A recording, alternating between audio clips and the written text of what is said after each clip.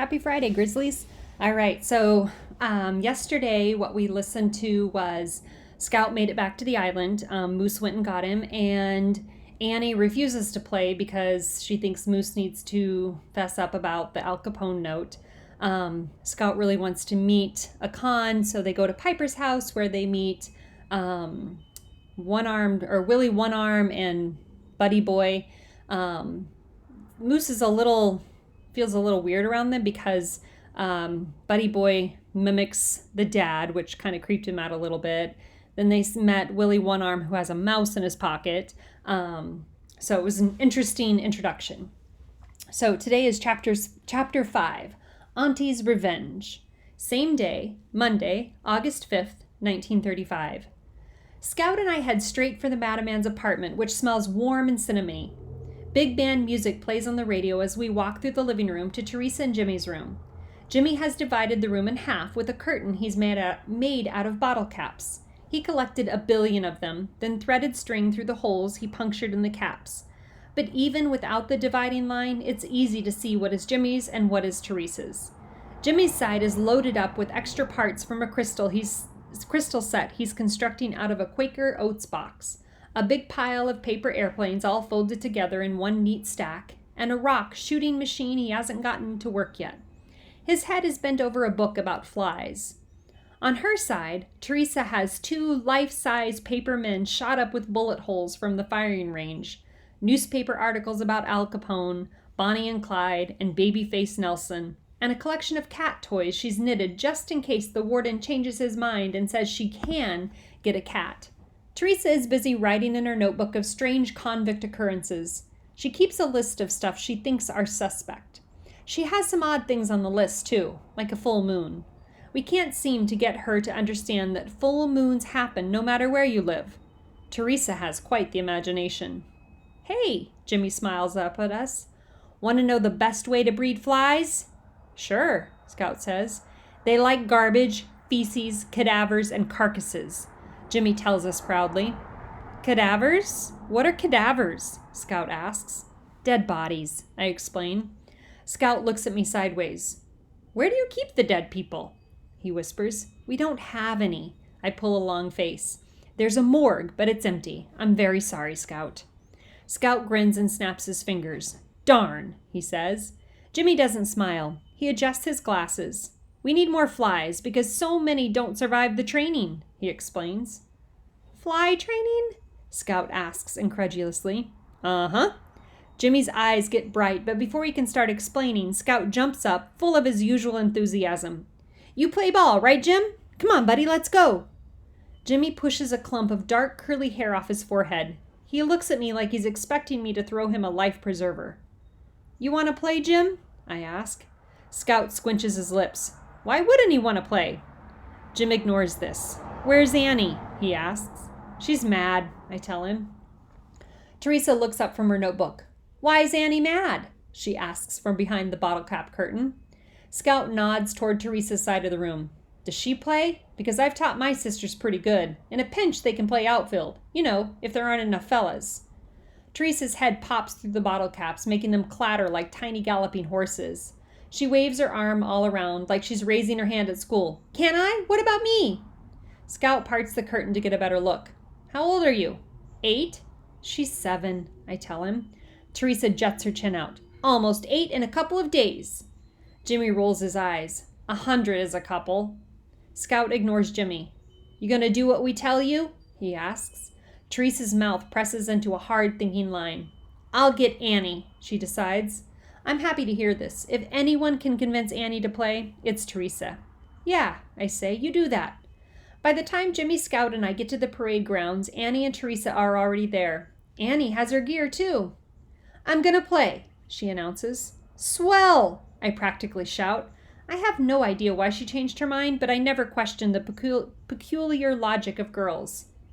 You're on the bench. She snatches my glove out of my hand and pokes me in the chest. Me? She can't mean me. Yeah, you, Mr. Okie Dokie, she whispers, her voice scratching like a match against flint. What are you? Out of your mind? Of course I'm playing. Annie stretches her arm across her body to warm up her arm muscles. No, you're not, Humpty Dumpty, and that's all there is to it. Humpty Dumpty?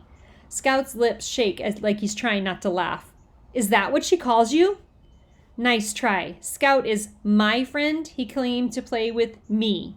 I tap my glove against my chest. Scout clears his throat. He'll come to my defense. Of course he will. He's not going to play without me. What does Annie think? Moose is playing, Scout says. Really, the gall of that girl, thinking she can kick me out of my own game. But maybe you could sit out just, the first few pitches. I gotta see if this girl can strike me out, Moose. You understand. Scout whispers. Jimmy, he yells. First base or catcher? My mouth is hanging open. I can't believe this. First, Annie answers for Jimmy. Hey, that's my position. Annie glares at me. Jimmy does all right. She scowls. He just needs practice. You gotta use me. You don't have enough players without me, I tell Scout. Annie throws him the ball and he catches it. Back and forth it goes. I might as well be a crack in the cement. I climb on top of a wooden crate we call the bench. It won't be long to wait, I tell myself. Scout will hit and then I'll play. We'll play with one base. Teresa, your batter up, Annie commands. No, wait, it has to be Scout, I insist. Nope, Scout's second. I gotta warm up. Forget it, Annie. I'm not going to. She has to warm up her arm, buddy, Scout shouts. Otherwise, she'll say it wasn't fair. What is this? How long am I going to have to sit here and just watch? Teresa is batter up. She's facing the wrong way and holding the bat cross-handed. Scout calls a halt to the play and runs up to her for coaching. When he's finished, Annie spins one to her. Looks like a strike, but it's a ball. Ball one, I shout.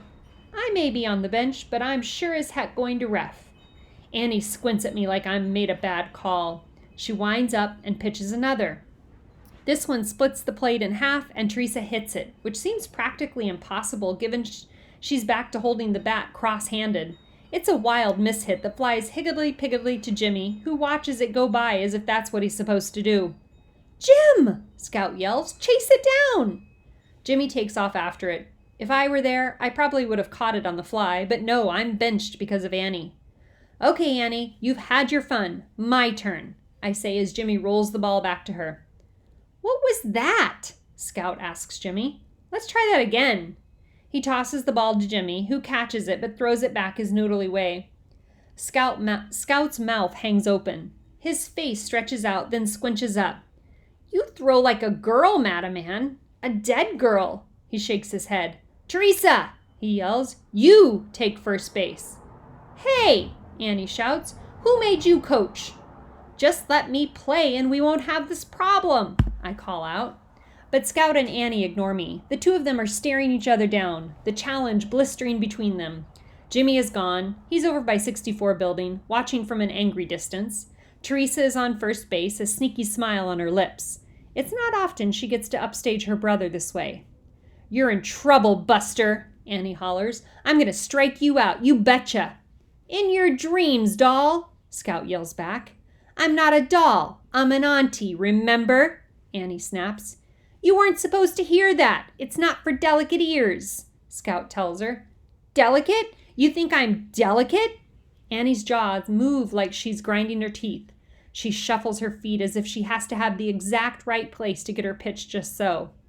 This one is for you, Jimmy. She waves her glove at Jimmy, now standing by the playground slide that the convicts made for us. Scout picks up the bat.